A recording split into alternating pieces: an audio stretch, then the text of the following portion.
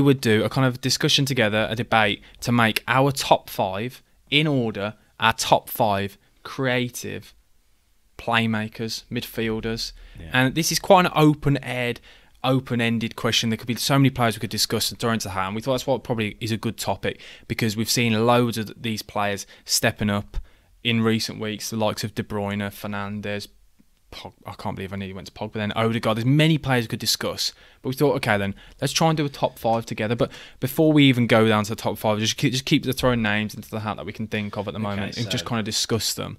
Coutinho seems very on topic for all the Villa fans out there. Wow, it pains me to see him doing so well. He was a player that I think we all knew deep down, if he could even find a slightest bit of that form he had at Liverpool back in the day, we knew he'd be a great player. He really suits the way that the Premier League is, the fast pace. He really suits that league, and that's why I do believe he struggled in Spain.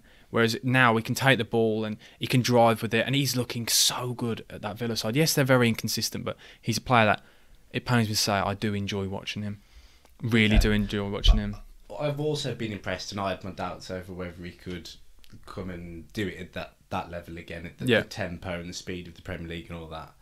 But I just want to put the brakes on a little bit. I know this might surprise a few people because his performances have been really good. But if you look at who they've come against at this point in the season, I don't think we should read into them too much. So I've just they've played a Leeds team who sacked the manager the day after and he ran the show.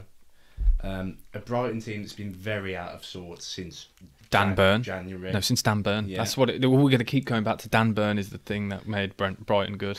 And the Southampton game was just, it looked like a bit of an anomaly. I know. That's right. I think that's right.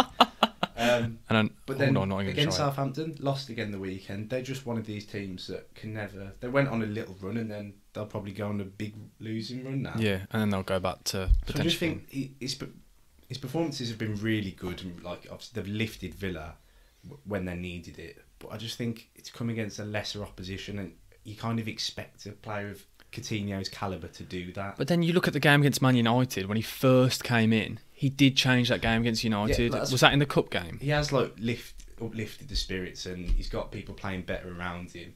Well, he's making Jacob Ramsey like Iniesta. No, I'm joking. No, I'm just saying it. But he's helped players like him. I also think Jacob Ramsey needs a shout out and some credit, because his game this year is really improved. Massively improved, like really promising centre mid. Well, I think before Gerrard came in, I think he'd played 2 Premier League games, got 2 Premier League full of starts before Gerrard or something like that. And right now he's the first name on the team sheet at the moment with the way he's playing. He's absolutely amazing. The way he drives with the ball and moves the ball around, he says no pressure. He's so calm on the ball. It's amazing. Quick and strong as well, isn't he? He covers the ground really well. He seems to be bulking every game I watch him. He just looks that little bit stronger, but I don't know if that's because he feels like he deserves to be on that pitch now, when you can see him puffing his chest out. But yeah, he's a great player. But I do get what you're saying with Coutinho, but I still really like him. Yeah, no, I like him as a player. I'm just so exciting to watch what he does with the ball. He's like electric, isn't he? Like, you just expect something to happen when he gets the ball at his feet. Even as a West Brom fan, I'm sat watching him and I try and forget that he's the Villa, and I get on the edge of my seat because he does excite me watching him play. And I'm hoping no Villa fan that I know is listening to this, because I know they will be loving the fact that I'm saying this. But okay, then somebody like a James Maddison, a player that I think it's really difficult for him in the sense of he's come at a time, he's excelling in his position where there's so many other young English creative midfielders, whether they play on the wing or in the number 10, and he will always be in their shadows. But he's a guy I think deserves a shout out, but I don't think he would make the top 5. No. He doesn't do it consistently enough, and he's injury prone. But again, he's somebody that I do like, the fact that he came from the Championship as well. Yeah, no, I do like him. I was quite excited when we were linked with him in the summer, but then for the price tag Leicester were, obviously we don't know how true these rumours were, but 70-odd million just seemed a bit ridiculous. And I like Maddison, but yeah, no, he's definitely not worth that much. He's almost like, he's not probably as creative between the lines as other people, but he's like a direct passer, isn't it? Like, but his delivery is fantastic. Oh yeah, he's from set pieces as well. He's great, isn't he? Yeah. The way he whips the ball, it is brilliant. And again, if we didn't have the players like Trent, I think we'd talk more about his delivery, and players like James Ward-Prowse, another one we can quickly move on to. I feel like it feels mental to say that he deserves. This has been a big season for James Ward-Prowse. But then he has been now for a few seasons. He's been very consistent for a long time. And he's everything that's good that comes from Southampton. Majority of the time, it comes through him. He leads the team, and he's again set pieces great. He's like it is Beckham-esque. It is like on par with that. The way he whips the ball. Well, there's so much power as well behind it, but it's so accurate. I love it. Watching his free again. I try and tell people not to watch players' compilations, but just go onto YouTube and watch his free kick. Away thinking any player is the best in the world. But if you watch James Ward-Prowse's free kicks compilation, it's ridiculous. Even his corners, they're great to watch. If you get a set piece other than a throw in the opposition's half, it's a goal threat because his delivery is that good. Exactly, yeah. No, he's a great player. Can you think of any others that deserve a mention before we get into the top 5 that you don't believe could make that top 5? Or do you want to go straight into the top 5? How on earth you can even say that? Few. And don't even say Donny van der Beek either, because the two of them, I think I will stand by my comments and say the most ridiculous, insane signings Everton could have ever made. I said it on deadline day and everyone took the mick out of me. Dele Alli hasn't shown it for years. Donny van der Beek. I understand Van der Beek a bit because there's promise and there's a bit of quality there. But they don't need promise. They need results. They need Jack Cork. We keep saying it every week, and I'll keep saying it. They need Jack Cork. No, I can't believe I'm saying that. Yeah. Oh, I can't sleep. There could be other midfielders like John Joe Shelvey. Yeah. Right now, the form he's showing. Sorry, back to the creative midfielders. Yeah. Willock. Joe Linton? Oh, no. The Newcastle were unlucky, by the way, this weekend. But just putting out there, because they could have kept on that run. Let's just go on that game for a bit. Did you watch it? Yes. I watch? I watched it with you. I don't know why. We watched it together. I don't know why you said it like that. Obviously, let's get your Havertz gloating out of the way. Havertz. Shout out our mate Jake. Havertz is amazing, and I will go back to my comments. Great touch, he is still, and I still believe this, will one day be on Ballon d'Or level. You saw the way he brought down that ball and put it in the box. He's showing the promise that we all expected from him. The level, I've literally recorded a video on him earlier that I put on my YouTube channel talking about how good this guy is. In the false 9, right now, is there a better false 9 in the Premier League? No. Because he's so good, and the thing I love about him now is his tenacity. He's starting to turn into a bit of he's got a bit of a nasty side to him. You've seen him; he leads into players, he's winding players up. You saw him against Trent in the League Cup final, and then he's throwing elbows against Dan Burn. Yes, he should have been sent off for that, in my opinion. I still can't. Well, no, I think it's a really difficult one. It is a tough one because it could see it going either way. Like eyes are locked on the ball. It's obviously dangerous. But they are both literally on the whole way. They're looking at the ball, so that's when it gets a bit difficult. What's not difficult is the penalty decision, which is we're talking. Here we are again, another week, another terrible VAR decision or non-decision. Yeah, against the big team every single week. It's ridiculous, and we discussed it because a lot of people talk about this bias to the big teams when it comes to VAR. But I think you made a great point when we were sat at the pub. It's all down to the pressure that making a decision at Stamford Bridge with all those fans knowing about how much it affects the top 4 and everything that goes on outside of football with all the money and things. The referees can feel that pressure going into the games. The refs are not the ones at fault here. No, but the refs are also in VAR. Those are the people that are making the decisions, and they know it's still on the pitch. Yeah, but the refs as a whole. I feel sorry for the refs on the pitch because once you've made your decision. There might be certain circumstances where you can't see it that easily. You've just glanced away. Someone's blocking your view. All of that. Yeah. But if you're in that booth, you've got to replay. How you can get these decisions wrong week after week is amazing. But I think it adds to the pressure though, because when it goes to the monitor, when it goes upstairs, I think the referees, because they've got so many angles a lot of the time. I don't think they should go to the monitor. They should just be told if it's a penalty or not. When I say go to the monitor upstairs. When they go to the referees in the VAR room, I think because everyone's waiting and they know they've got potentially the big clubs 50 or 60,000 people waiting on this every move. They know there's millions of people watching at home and they have to get the decision. And I think that they can't deal with the pressure. I don't know what needs to be done and how they can sort it because it's the same problems every single week. And at this point, I don't think there is anything that can be done other than improve the quality of referees. But that even then, how can you do that? No one wants to be a referee in the UK anyway.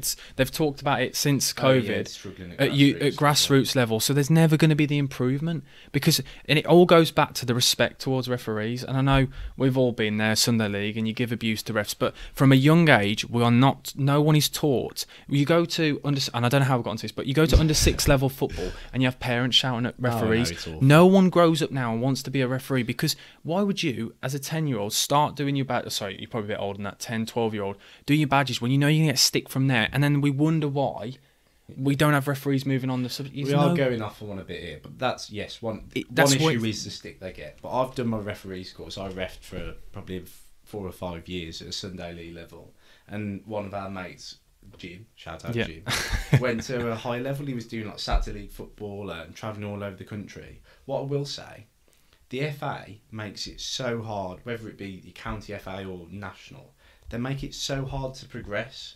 Why are they not making it easier for referees, young promising refs, to encourage them, to help them go? But they make it difficult. They like scrutinise you, and like you have to do assessments with like people watching you. But I don't know how we've got here, but no, I think that is the big issue, and I think it comes back to that in the long term, because we're not going to get the new crop of referees are the same as the ones before. Look at the way our national team struggled, and then all of a sudden there was a game plan. Like we followed Spain and Germany's game plan, didn't we, to improve the youth setup from like under 6s all through to under 21s, national coach, the level of coaching, all that. Same thing needs to be done with refs. Yeah. Because we've spoken again before, we have the best league in the world, the most watched league in the world, the highest earning league in the world. So we need the best referees to keep that level.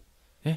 It's as simple as that, and it's upsetting though at points now, because I'm not even getting annoyed anymore. It does just make me sad, because I see some decisions, and I know it's ridiculous when you say you've fallen out of love with football, but there are some decisions which it just bothers me so much, and it's not even my own club.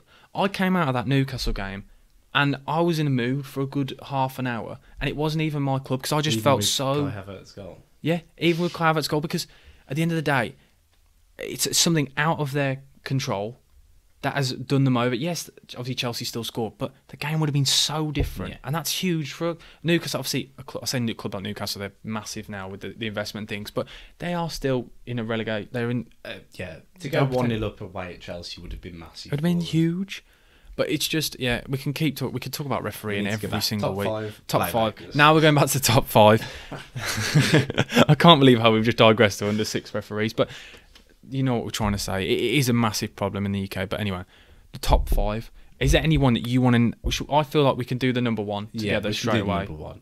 De Bruyne. Yeah, no questions asked. I was looking at you then. I was pretty sure that you were going to say that. But then, De Bruyne, we all know what he can do. Let's be honest. And what annoys me the most, and we talk about goal contributions, this season he hasn't hit the goal contributions he usually does, but because he's doing a different role, he hasn't got a number 9 to whip those balls in like he did before. Then he's still scoring. He's still doing great, but he's not putting up the ridiculous numbers that he was before. But you can see with the eye test, he's so good, so clear of any other playmaker in the division. He's out on his own at number 1. And I find it really disrespectful when anyone compares Fernandes and De Bruyne. I find that disrespectful to De Bruyne, because De Bruyne is so good. He's so clear what he can do with the ball, and it's his strength. And defensively, he's quite a good midfielder as well. I don't think he has weaknesses really, like possibly defensively, but that's not his game. But if you look at everything else, obviously his passing, unbelievable. Yeah. That the vision he has with those deep line passes, where he wow, whips it either around the centre half or around the full back. I can't think of anyone else that does that. Yeah, he's both footed. He scores absolute screamers with his left foot. Goal threat from near enough anywhere. Yeah, he's number 1, locked in. Probably one of the best in the world. Yeah, if not the best. Yeah, potentially. That could be another debate for another video. But then, then number 2. I think this is now where we're going to start. Well, I feel like we'll have similar personnel, but then we might disagree. Who would you go in as number 2? I forgot who I was going to say. But you can, there are plenty. I might change this, but I'm going to go Bernardo Silva at number 2. Okay, he was my number 3. I was going to go number 2, Odegaard. I knew you'd like that. I didn't. And this is not even trying to suck up to you here. I have been watching a lot of Odegaard, and I've been getting really excited. He's in my 5, but I just thought I won't big him up too much because I'll just get stick. Well, I will take the stick on your behalf. You. I would like to lock in Odegaard as the second best playmaker in the division, and I think we've seen he's so casual again, and it's his close control, how the ball sticks to his feet at points, and it's the little things, the little 5-yard 1-2s that he does. It doesn't matter how the ball comes into him anywhere on his body, he's killing it dead and into his path, into his stride. It's like so elegant, isn't he? He just glides across the pitch. And I think, and I'm not trying to, it's not even recency, because obviously he was great against Leicester. Specifically that Leicester game, he was absolutely class. But I've been saying it for weeks now. I've been trying to watch him closely because I absolutely love watching him play. Yeah, if you like, I've been to Arsenal a few times this season. Looking at him like with the whole pitch in front of you, if you're at a high level or something, like the way he goes side to side and just keeps you'll see like everyone else is kind of almost they're moving around, but they're sticking to their positions, and he will just go with the plays, like the flow. He's literally like controlling the tempo of the game. Everything comes through him side to side, and then all of a sudden he'll do a reverse pass to switch it back quickly. Yeah. And little flicks and everything. I absolutely love him. I think Bernardo Silva has to go number 3 then though. Yeah, for definite. I think, and I know obviously we'll probably get a lot of stick for putting Bernardo Silva number 3, but I think they're very similar. I love Ødegaard. Having him at number 2, he's had. I know I'm getting excited. Is it diplomatic? Is that the word? Well, you know what you're playing a devil's advocate here, but I can see why Bernardo Silva could easily have an argument for that. But I think recently he has dropped a bit deeper, and I don't think we've seen. I think that's just credit to him. He can do that harder working role as well. But we saw at the start of the season when De Bruyne was out, he was the one getting the goals. He was the one breaking into the box late, doing all that that final bit in that final third for City, which De Bruyne normally does. But when he was out, it was Gundogan last year, and then this year Bernardo Silva stepped up. Yeah, he can play in the wing as well. He can literally play like holding midfielder, either wing. Well, yeah, when he 10. When he played at Monaco, he literally played in everywhere in that midfield, didn't he? He was unbelievable player. Yeah, I do really like him. I think he's I like a pair him. of left foots, that is as well. Ødegaard, the two of them, yeah. Silva. I think it helps when you're left-footed as well, though. That you do. It just looks a bit better, doesn't it? I feel ridiculous saying it, but it surely is a thing. Is it just me? I think it's because it's. There was another one. Yeah. There are many players. Better, don't they? Yeah, I think it's because it's slightly more unorthodox. It's not the norm. So when you see somebody do it, Chris Brunt, another one. Sorry, we're talking about great left footers. We've gone Ødegaard, Ozil, he's got some Chris Brunt assists in the Premier League. I tell you now, if you look back at the last 10 years, most assists, Chris Brunt enters that list. I tell you now. What a player! What a boy! Talking about great crosser, best crosser I've ever seen. Easily. You can't really argue because you can't tell me I'm wrong. But no, I don't know who you've seen. I've seen some greats, but Brunt is by far the best. Okay. Okay, then the number 4 and number 5 position. We've spoken about some players. Could a Coutinho potentially enter this list, or are there any others you'd like to see there? Fernandes obviously has got to. I think we've got to put Bruno 4th, and neither of us like him. In fact, I openly despise him. Despise a really strong word. You dislike him? I dislike him, yeah. I was going to say despise. But you can't argue with what he does. No, because he's so direct and he will get, like, goal scoring. He's fantastic from midfield. What I just think, compared to those other 3, I don't think he's got, like, the technical quality. Yes, he's got a good delivery and he's a goal threat. But, like, the amount of passes he hits, and then they might not hit the target. Whereas those other 3, I don't feel like they're ever going to misplace a pass. But I think the difference is with those, when you compare the two, you see De Bruyne and you see Ødegaard, and you see Bernardo playing these short little passes, these 1-2 things. Bruno gets the ball, and he's looking to put through the striker. But he's always been like that. He's looking for that killer pass, isn't he? Yeah. He'll pick the ball up in his own half, and he's instantly looking up like this 70 yards. And like sometimes he's got the quality, just keep it tidy. Yeah. But like I said, in and around the box, he's dynamite, isn't it? But I do also think it doesn't help that he's at United in a system where whereas you look at Ødegaard and players like that, he's got technical players that can pass it to Partey, or De Bruyne can pass it to Bernardo Silva. Yeah. You get a player like Bruno, he's got Scott McTominay next to him. Pogba and... Yeah, but Pogba's not always there. He's got Scott McTominay and Fred. So how can he really? Obviously, Fred is no way making this top 5. By the way, just putting it out there. I don't know. I'm going to put 5th. 5th, I personally, Any more on Bruno? Do you want to slander him a bit? Or? No, I like his tenacity in some sense. I know he winds up a lot of people, but I quite like that in a player. What I don't like is the moaning on the pitch. Like, tenacity, yes, fine, if you're sharp into challenges and stuff like that.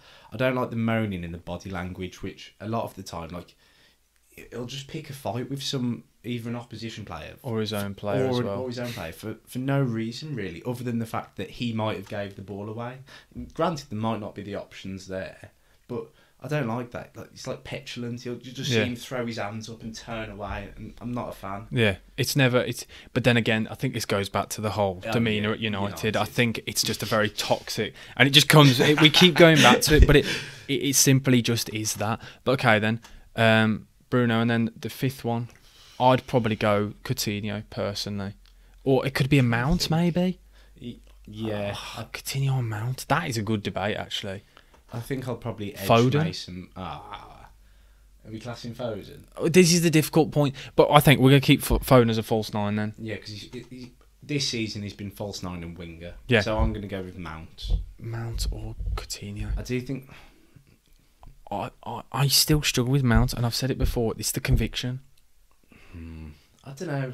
He's like, I think you were a bit harsh on him when you said previously his final product's not good. That was just a bit of a reaction to the League Cup. But then final. I know he's put up great goal contributions, but I watched them a lot, and I still don't think he has that cutting edge where he's going to be on the level of the rest of these players that we're discussing. I don't think he's near these top four that we've already mentioned. I don't think he's on Bruno's level. And I don't think he personally is on the level of Coutinho.